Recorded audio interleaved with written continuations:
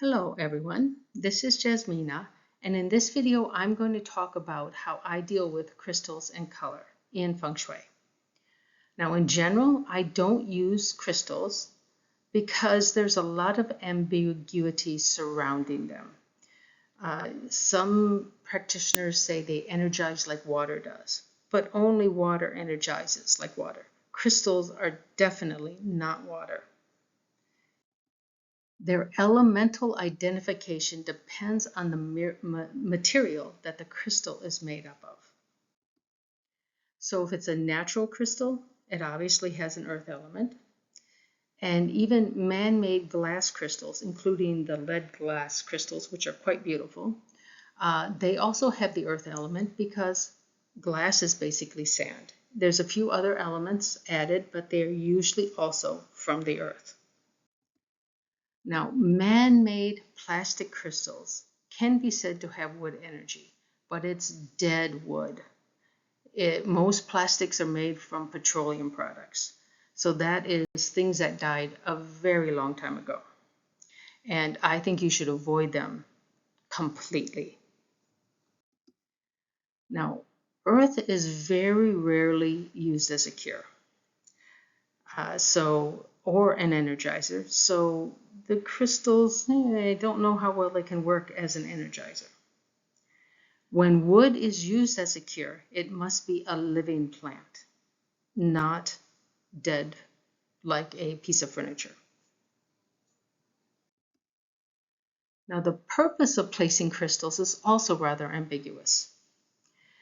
I do agree that man-made lead glass crystals scatter light in a very attractive way, and that's why a lot of people use them. Now, it is presumed they also scatter qi in a similar fashion, and I have no argument with that. I think that's probably true also because qi is energy, just like photons are energy. Now, the problem is the scattering of the qi will limit the natural flow of qi. And sometimes this can be quite negative.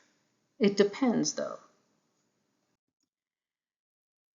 The one thing you don't want to do is scatter the good qi to useless areas of your house, like bathrooms and storerooms. Even your living room does not need qi, because unless you have your home office there. And that is kind of unfortunate if you do, and let's hope you live alone, because otherwise it's very hard to work.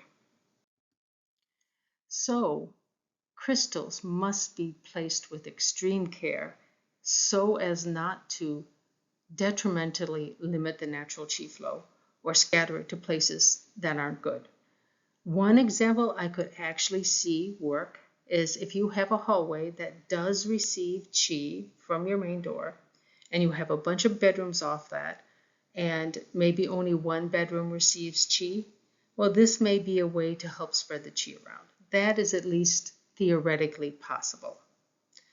I generally would try to change it a little bit, maybe move a door here or there, do a little qi manipulation so the other bedrooms receive qi. I think that's a much better way to do it than it is to scatter it kind of randomly.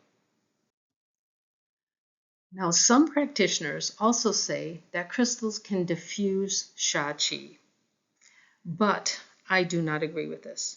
I think it just spreads sha qi just like it spreads good qi. So if it does it good here, it's going to spread it here. It's not, maybe you diffuse it in the sense that one area is a little less bad, but you put more bad someplace else. So I think that's a very bad idea. It's much better to block sha qi, and if you can't block it, then mitigate it. Now, I do have videos talking about mitigation using certain elements during certain dates if the sha qi cannot be blocked. And there are cases where it can't. But if you can block it first. Now, there's also ways that can use elements again in certain very, very specific locations. That can happen too, but I don't have a video on that because it's very hard to do. But I can do it. I just can't make a video about it. Now, if you enjoy the look of crystals, I have no objection to using them so long as they are not used to mitigate Shachi, because I don't think you're mitigating it. I think you're just spreading it. Now, when it comes to color, most, let's say, masters, and again, I don't consider myself a master, not yet anyway, but most masters say color is an extremely weak way of influencing your Feng Shui. First off, it has no effect if the room doesn't already receive qi, and it has a small improvement, maybe 5%, when the room does receive qi. But you can get a 10 or 20 times bigger improvement by using that room to do an important activity rather than painting that room a certain color. So you should use that room for something important and not worry about the color. Now, in general, the colors that are associated with the numbers or locations, which has to do with the elements, they're more memory clues than they represent any real energies. So I wouldn't be too concerned about this. For me, I think you should choose your color scheme according to your personal taste rather than any quote-unquote feng shui rules. Now, you've got to enjoy being in that room, especially if it's a room where you're doing important activities. For me, I could never work in a room that was painted red.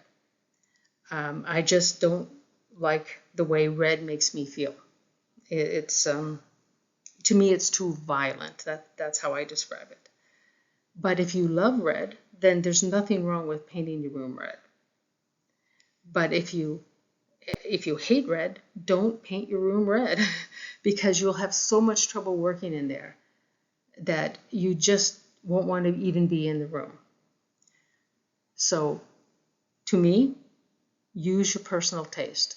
Don't worry about feng shui when it comes to color because you can energize a room much better with activity than you ever could with color. So that's basically it. I'd like to thank you for watching. Please feel free to contact me here if you have any questions or visit my ad-free website for more information. And if you subscribe, I do have regular videos about mitigating Shachi and about several other things like this video will come up on a regular basis. Thank you again for watching.